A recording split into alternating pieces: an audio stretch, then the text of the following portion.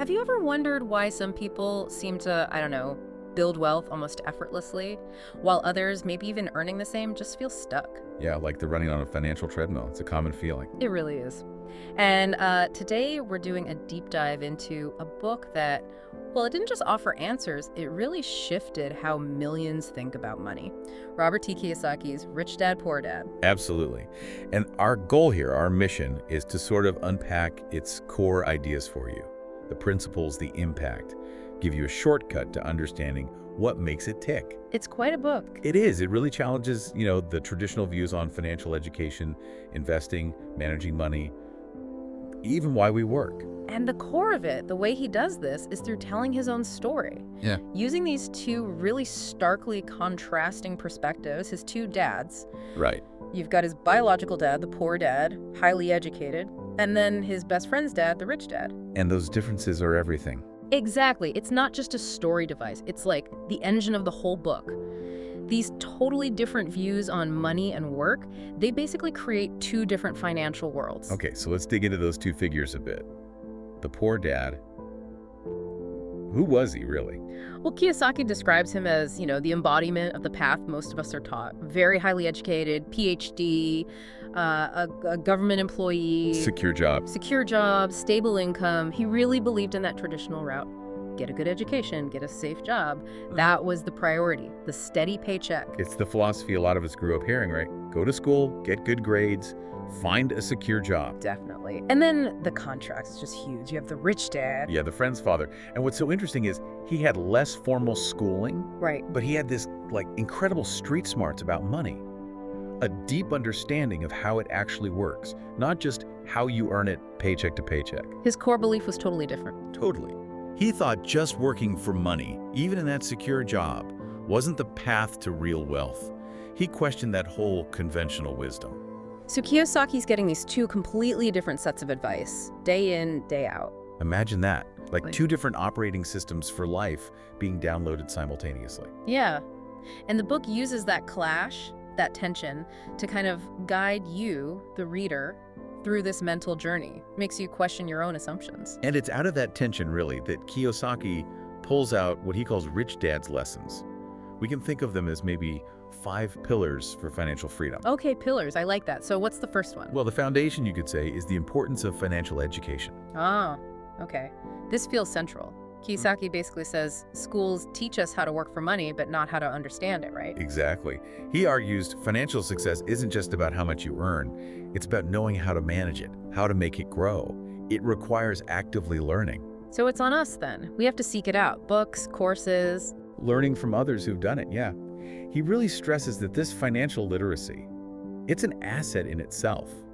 Maybe your most powerful one. That makes sense. Because, formal education often prepares you to be a good employee. Not necessarily a good investor or business owner.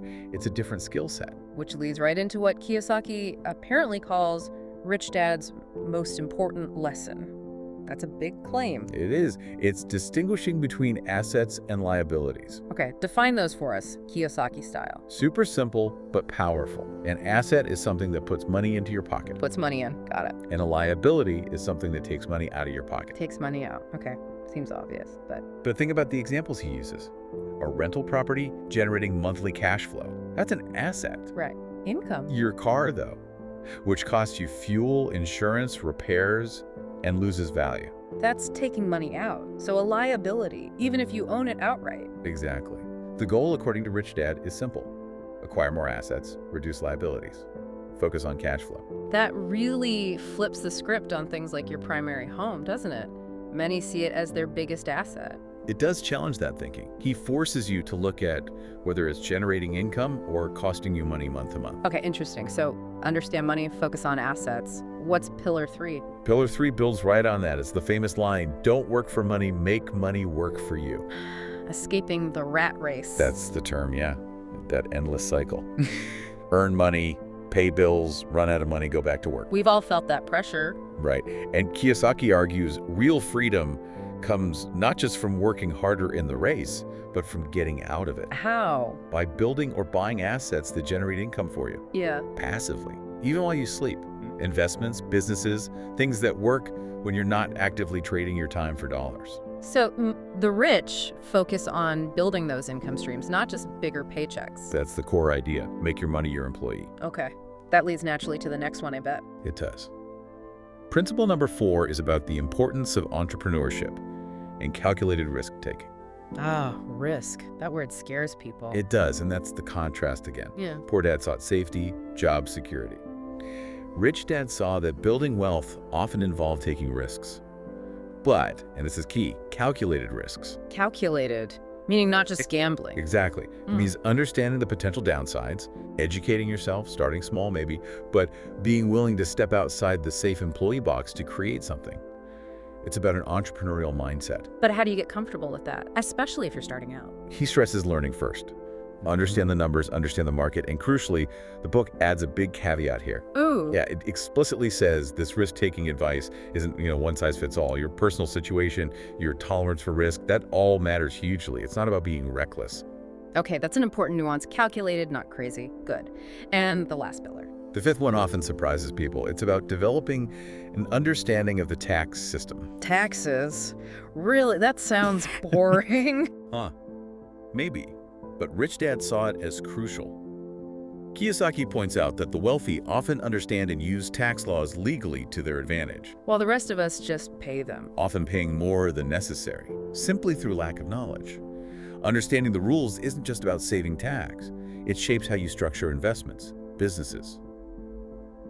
It's strategic. So financial literacy isn't just about earning and investing, it's about understanding the whole system, including taxes. You got it. It's part of playing the game effectively. One thing that strikes me about the book, having read it, is how readable it is. It's not some dense financial text. Absolutely, that's a huge part of its appeal. Kiyosaki uses those stories, the two dads, personal anecdotes.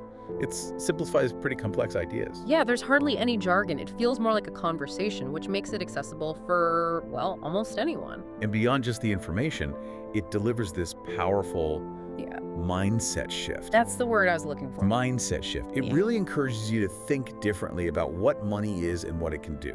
It's very motivational in that sense. It makes you feel like taking control of your financial future is actually possible. It lights a fire under you a bit.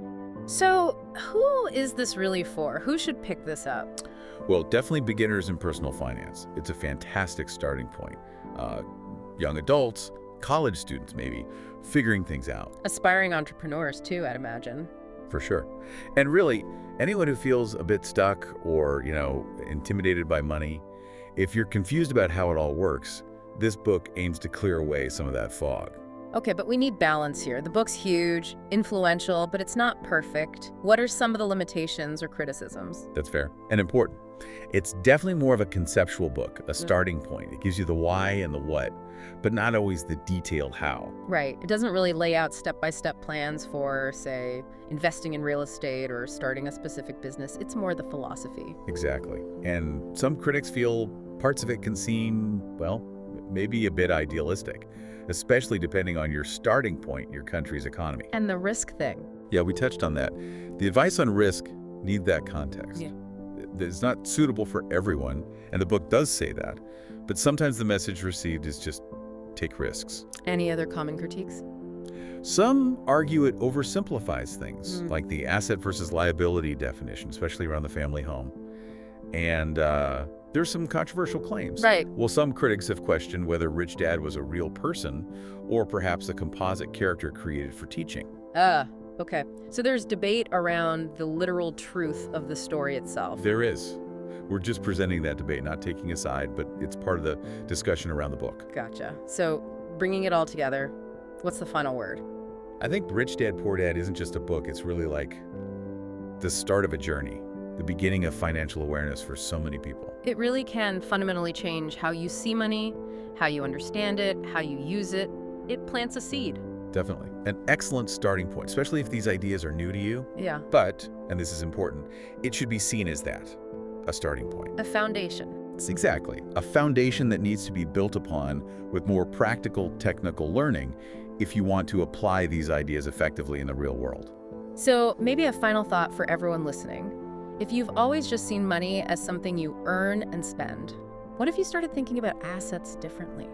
about what truly puts money in your pocket. Yeah, how could that shift your path? What's maybe one small thing, just one step you could take today to start making your money work a little bit harder for you instead of the other way around? Something to think about.